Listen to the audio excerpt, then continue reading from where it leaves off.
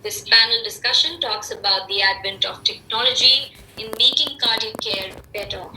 Welcoming our panelists, we have Mr. Mudit Dantwate, co-founder and CEO of DOSI. DOSI under him seeks to simplify and transform healthcare for millions of people across India by being India's first contactless health monitoring solution that helps track chronic cardiac conditions, hypertension, and respiratory disorders through a device placed under the mattress.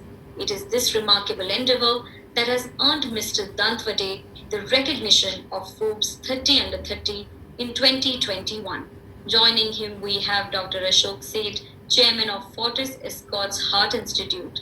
Having pioneered numerous angioplasty techniques for India and Asia Pacific region for the past 33 years, Dr. Seth holds one of the highest angiographies and angioplasties recognized by Limca Book of Records and have been bestowed with the national honor of Padma Shri in 2003 and Padma Bhushan in 2015.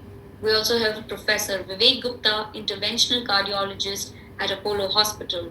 Dr. Gupta specializes in coronary angiography, balloon angioplasty, stenting, valvuloplasty, and pacemakers, performing over 10,000 coronary angiographies, 5,000 coronary angioplasties, and stent implantations in India and abroad.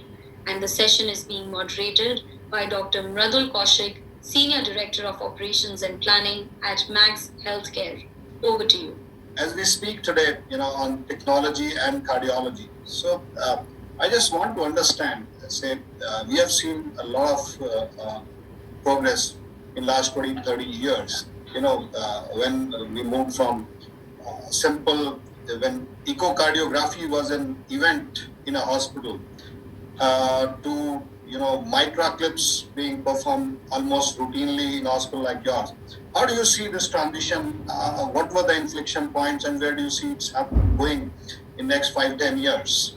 See, I would say the last 30 years, it's been a privilege to be part of the changes we've seen in the advancements of science and technology in the field of cardiology. And then I say, we've also been privileged to contribute to some of those advancements of science and technology, certainly for Asia Pacific and India.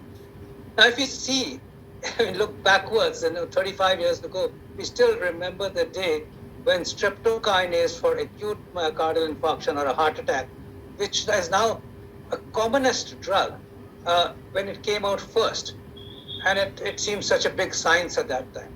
And now we talk about angioplasties, and we've gone forwards with angioplasty, with drug-eluting stents and dissolvable stents even, something which I contributed immensely in terms of research and science.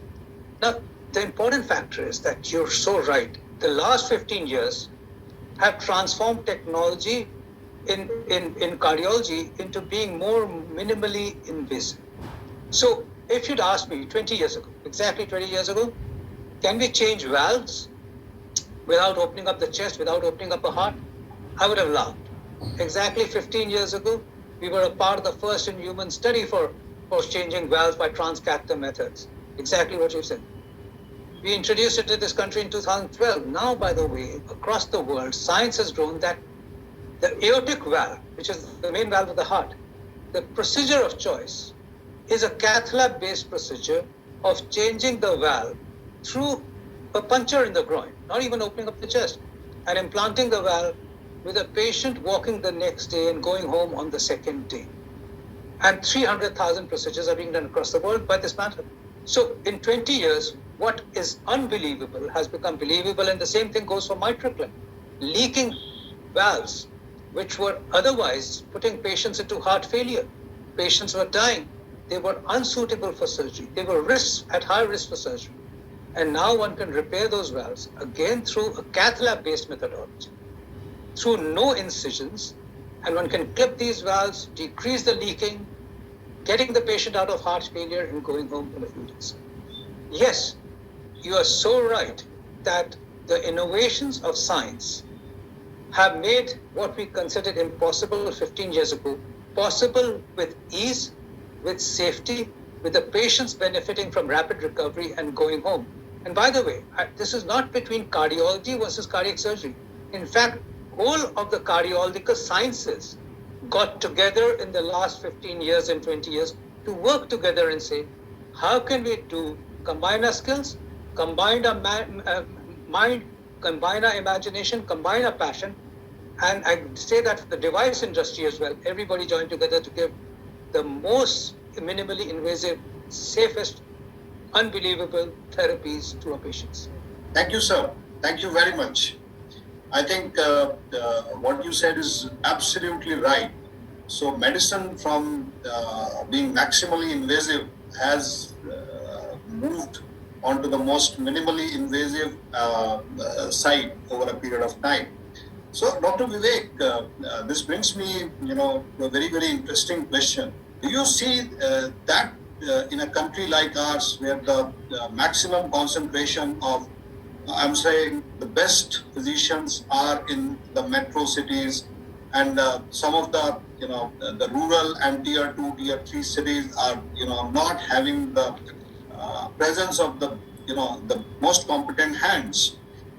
But being the diabetic capital of the world and having a very, very high cardiovascular disease incidence, do you see how do we take the technology to every part of the country? Because we are a very, very diverse country. It's a very, very wide and very large country. What do you see, and how technology can help, sir? Mridul, yeah, very pertinent question, especially when our Prime Minister Narendra Modi ji is trying to digitalize everything. But before I answer that question of remotely controlling Mars and all, I was on television on that day when finally something went wrong. I would like to add upon what Dr. Seth has already said, that I was privileged to be working with Alan Crevier in 1996, 97, 98, who is known as father of TAVI, which is the transcatheter aortic valve implantation. And at that time, it was in his mind only. Once he was driving his car, he said, Vivek, I have a project which will be opening, without opening the chest, we will implant a valve.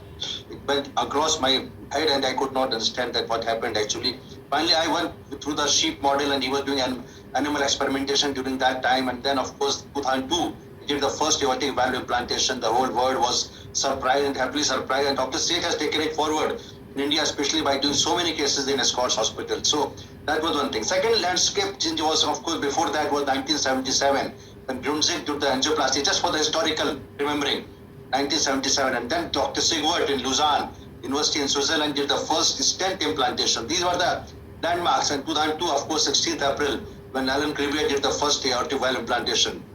So it has come on ages now. And now the transcatheter aortic valve, what Dr. Seth has said, is become the first choice for especially the severely diseased stenotic aortic valve, especially in elderly population, also in minimally, even in the less risk or normal risk patients also. So these were the small things which I wanted to share my thoughts process, which I added upon what Dr. Seth has said. But coming on to your point, which is very important, India is a vast country, 137 crore population, lot of rural areas, villages, which is not even connected. And we don't have primary health centers which are having good enough facility to cater to the healthcare needs of the population, so large and so diverse and so poor, I would say, poor in the sense because they are not able to afford a private healthcare. And secondly, private healthcare system is not available also in small villages. So as you said that remotely we controlled the landing on the Mars, of course there's something went wrong at the last stage. Similarly, now we have a telemedicine. You see, the COVID has taught us a lot of things. COVID has taught us how to do and utilize the digitalization by doing webinars. Of course, connecting many countries. We did 27 webinars during the COVID 1 and 2nd wave from Apollo Hospital, connecting so many countries and learning from their Italy, America, Belgium, Holland, England, so many things. So COVID has done a lot of teaching for all of us to do. And this is going to help India as such overall. So telemedicine, by which we can have the transmission of a local ECG, which can be done at the local primary health center and which can see in our television, this thing is going to help us, because finally you cannot have a best of doctors like Dr. Seth or myself or anybody going and seeing the patients. So we have two things now coming up. One is CT coronary angiography for prevention. Early diagnosis, early treatment is the crux to success. This always I've been saying, even for COVID. But for cardiovascular, we're talking on the word our day. We are talking about the prevention and mortality reduction and morbidity reduction can happen only by digitalization. Dr. Mridul, I would congratulate you for asking this question. Thank you very much, sir. Thanks a lot. This brings me to Mudit. Mudit, a very young entrepreneur, and I think you took up the challenge of moving from a very cushy job in automotive industries. And what actually drove you to this rosy remote monitoring of patients, identifying the risks, the risk stratification of these patients, and early interventions in order to minimize the morbidity and, if possible, eliminating certain mortalities from the natural history of their disease. Can you just brief a little what is with it? Sounds well. Thanks a lot. First up, it's an honor to be at this panel. So while we have done amazing in intervention, right, as you mentioned, we have really gone ahead like anything. But really now that, people are saved, people can have that medicine. Now they are dealing with this disorder at their home, right, and for a prolonged time as well. So it is time now that technology has to really step in for management. And the reason for that, of course, is very simple, right? We are adding so millions of cardiac patients every year, right? While we are adding only very few doctors, right? Very few doctors, which are also there, very handful of them. And that too majorly situated in metros, as you rightly said before this itself. Right, and considering this and including a lot of other factors, events which happened even in my own family as well, right? It really drove me to what used to be a very exciting career in race cars. I was, fascinated by race cars. In fact, my vibration engineering that I brought into Dozy is inspired from race car, where I used to monitor health of the vehicle remotely using telemetry, using sensors and all that. The thought was simple that, what if this technology is there for humans, right? Today we require like wires, electrodes, patches, cuffs to actually monitor someone, right? Dr. Vivek said that, the only success driver to this is actually we can do early detection, monitoring more, right? That is the key to success, right? We have seen that at COVID. But really, can we do the compliance if really things are, that much more intrusive in nature? And that's what got me to design Dozy. With the race car engineering, I knew that, I wanted to do something which is as non-intrusive as it goes under the mattress, a thin sheet of sensor, like a small sheet of cloth, under the mattress, under even an 18-inch mattress. And all that user has to do is just sleep. And every night he's sleeping without touching the person as well. It is continuously monitoring person's health with medical grade accuracy, right? The later applications of the same technology, not just it is at home, but even in ward management as well, right? We did wonders even in COVID time as well. Now we work with over 250 hospitals, automating the entire nursing workflow, critical care management and alert system, as you mentioned. So when the data is received, then the AI algorithms crunch that data, put the risk profiling of the patient and give it to the clinicians so that they can take the early interventions, right? At the end of it, timely actions save lives. So we have been able to save more than 2,000 lives working with more than 250 hospitals today in India. So, thank you, Mudit. I think very, very impressive. And this, reinforces my belief, at least today and for tomorrow. I will go back to Dr. Seth, and this is one thing which I wanted to ask you, sir, and around 25 years back, I was with one of my friends, and both of us were sitting outside the cath lab, and his father was inside the cath lab. He was around 68, 69. I was around 38, 37. And my friend was also the same age. Today we see a 37, 38-year-old gentleman inside the cath lab and a 78 or 70-year-old father sitting outside the cath lab. Why? What has led to this, the complete change in the etiology, pathogenesis, and how do we actually, address, we know that more and more early people are getting these, young people are getting these, conditions. What is your suggestion? And how can technology predict, the chance of or probability of somebody getting afflicted, and how can somebody prevent this, sir?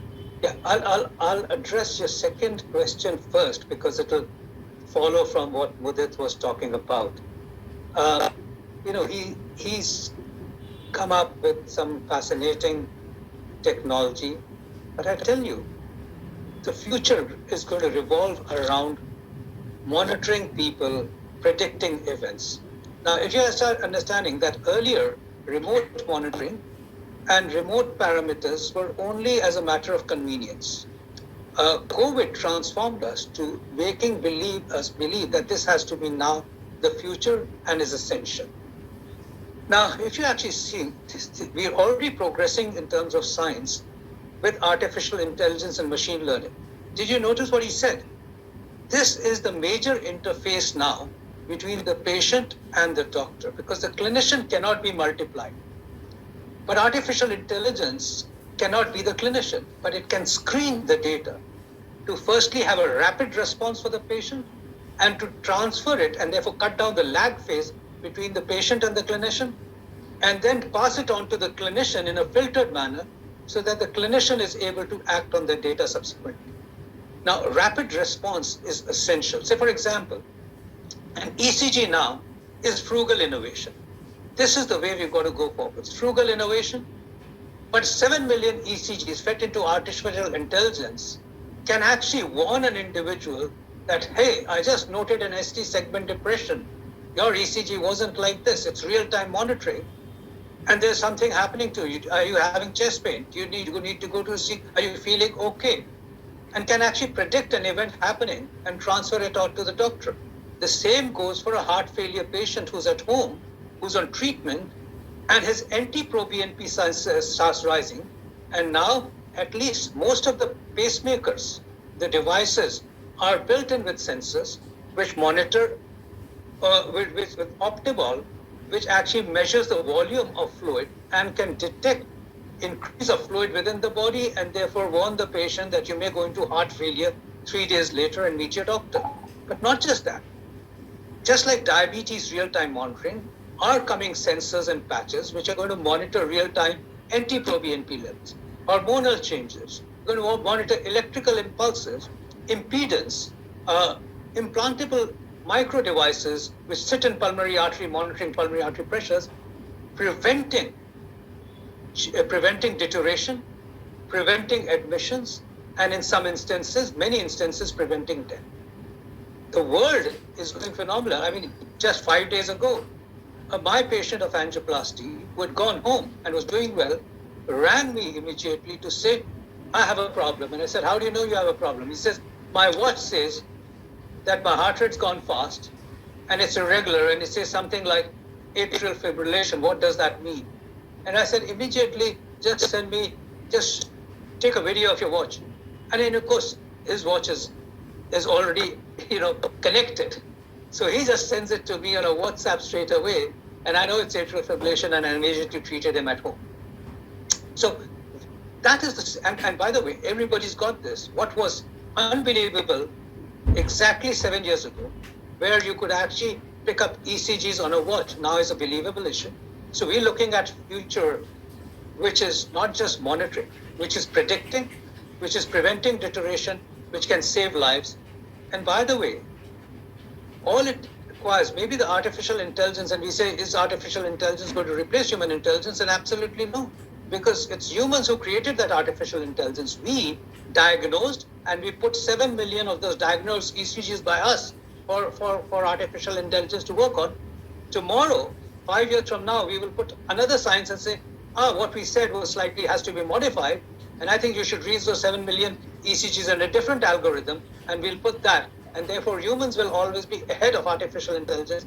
But it's such a huge, machine learning is so huge that it's going to transform the way we predict, we treat, and we make our patients better. I think the future is going to be truly personalized medicine, specific for prevention, specific for forecasting, and specific for preventing hospitalizations and deaths. Many thanks. This takes me to, Dr. Vivek again, and Dr. Vivek, like Dr. Seth just mentioned about miniaturization and micro sensors and sensors talking to each other, and a lot of computing happening on site inside the body. There is an implantable device which is already sitting somewhere next to your heart, getting signals, reading those signals, analyzing those signals. We all read how Apple Watch saved my life. The huge article and huge, everybody was talking about it. So how do you see, some of these things and some of these ideas translating into, affordable healthcare, scientific solutions for the population as diverse as ours? Very good question, but I think your question regarding the age difference, I would like to answer that a little. Why young people are getting more and more heart attacks, and then I'll take up this question of miniaturization, affordability. You see, our population, as you see, and you rightly said that when Dr. Seth was doing angioplasty of 65-year-old 20 years back, now we are seeing a lot of patients 35. I've done 24-year-old, 18-year-old, 19-year-old. The major reason, because this is going to be a word hardly, and I think general audience is looking. We're not talking about, we're talking to the public masses. Major reason which I personally feel is actually the mental stress and high competition. Today, the young boy who is in the class 12th, class 11th or 10th, his parents are forcing to get the top marks, and there's a competition, there's a reservation, he has to compete, and this is going to be a mental stress itself leads to accelerated atherosclerosis. This is number one. Secondly, the junk food. Most of the people are eating outside today. Even my home, I cannot stop getting outside food, and you see the fat which is being used. The fat which is being used for making is again and again reused, and this is causing increased atherosclerosis and sometimes even the plaque rupture. Thirdly, of course, we are the diabetic capital, and of course these patients, we have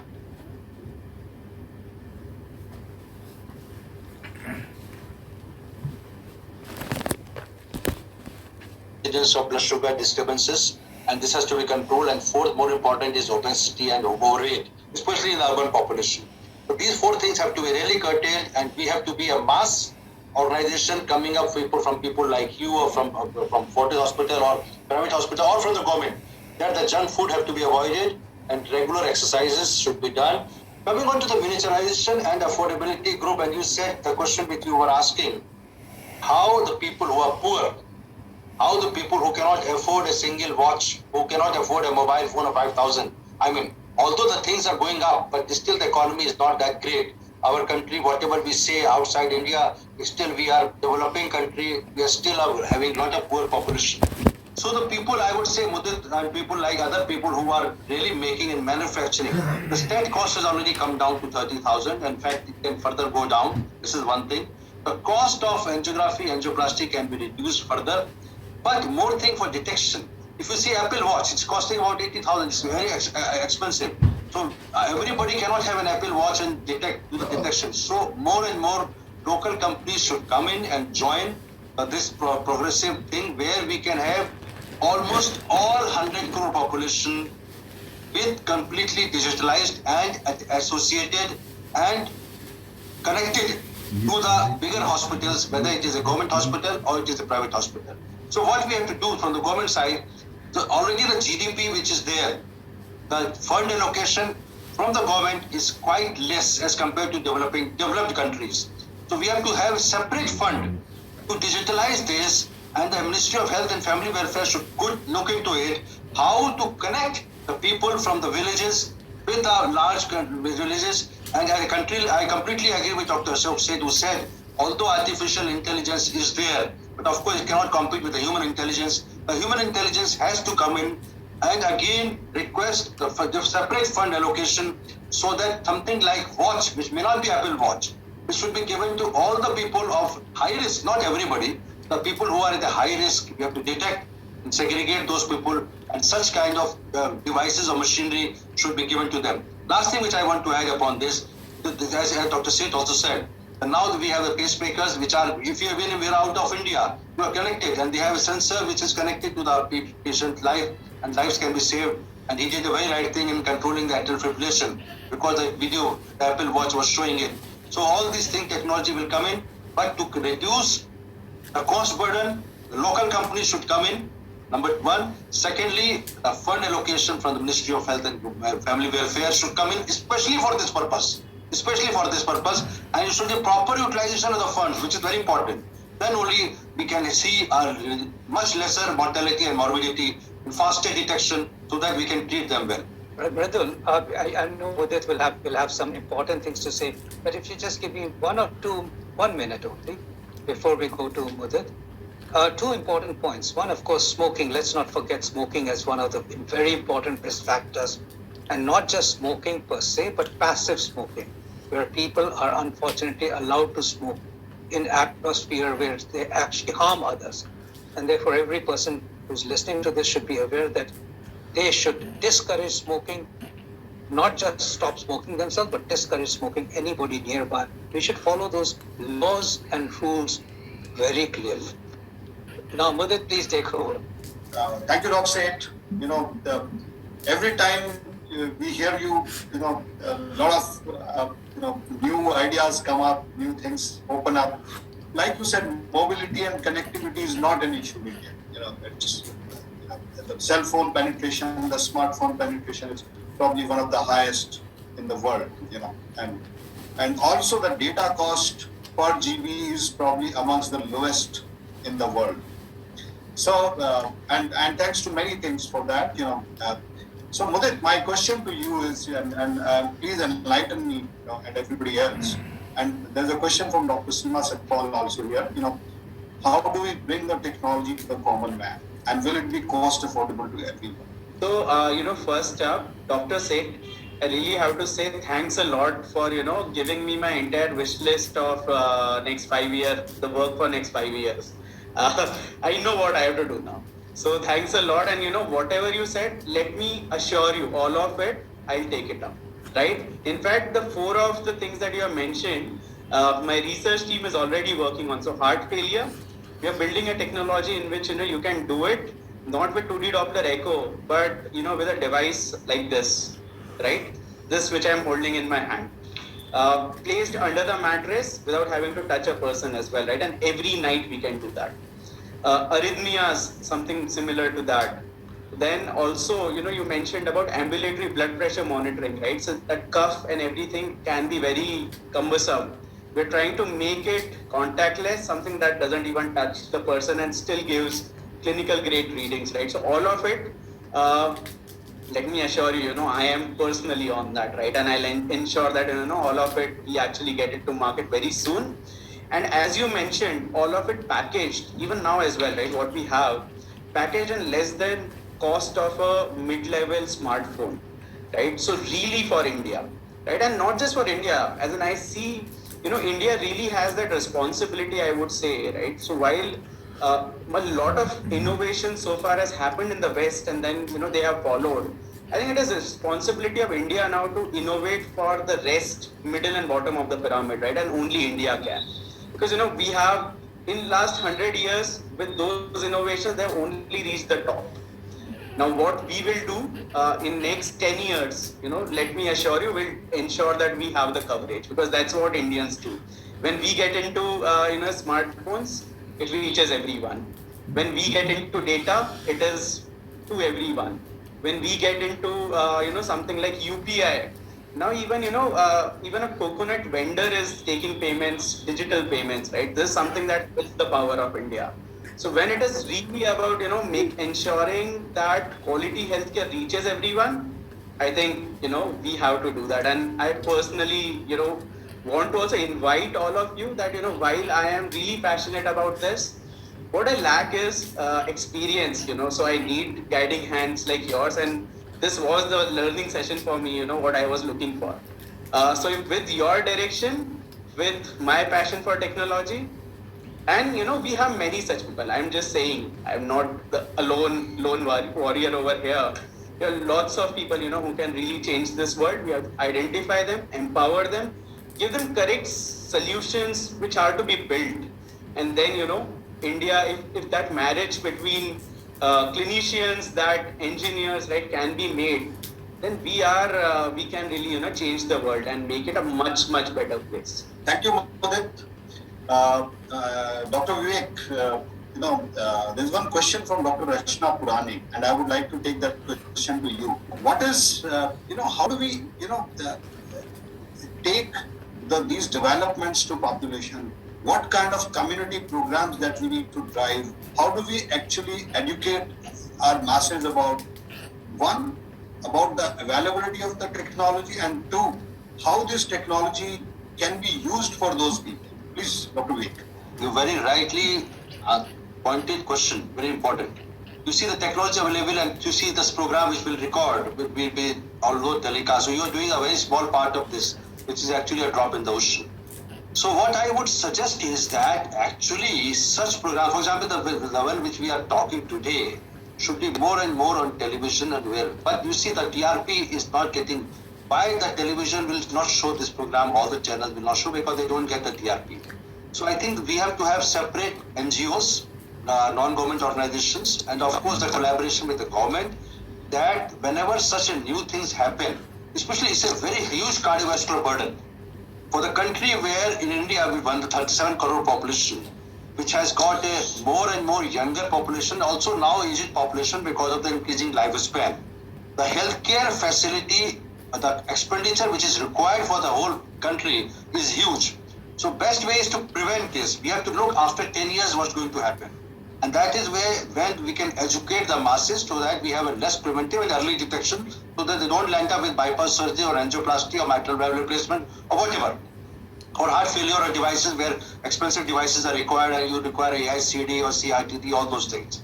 The best way to educate the people is, of course, the program which you are doing, and I congratulate you and the media partners who are doing it for this. But this is, as I told you, is a drop in the ocean. So we have to have a loudspeaker type of, you remember those old ages 50-20 years back when isko vote dijiye, usko vote dijiye, us tarah ka jo loudspeaker hota hai. To educate the masses, although everybody has the smartphones, but still there are people who may not, there are families where the smartphones are still not available. So one thing is that the loudspeaker system should come in so that the early detection, आपको छाती में दर्द हो तो आप इसको देखिए, आपको पसीना आया तो ये करिए, घबराहट हो तो आप जांच कराते रहिए. Once a week is enough. And then of course one application should be there on the smartphones where such programs should be easily downloadable, and it should come not only on the FM but also on the smartphones. This is a way where artificial intelligence along with the human intelligence can work together to educate the masses so that after 5 years or 10 years we can say, okay, now the cardiovascular mortality or morbidity has come down as compared to the previous 10 years back. Or we can say that number of patients who are getting affected young age is not that great.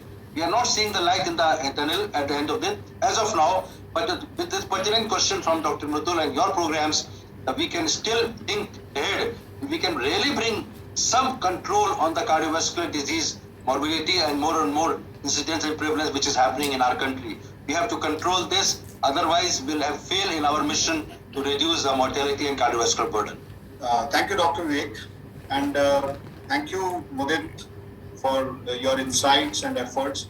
You know, there is a long way before an OTC product can become a regulated FDA-approved device, you know, and I think, there will be a lot of effort required from your end, and, may God bless you with all the activities that you are doing with.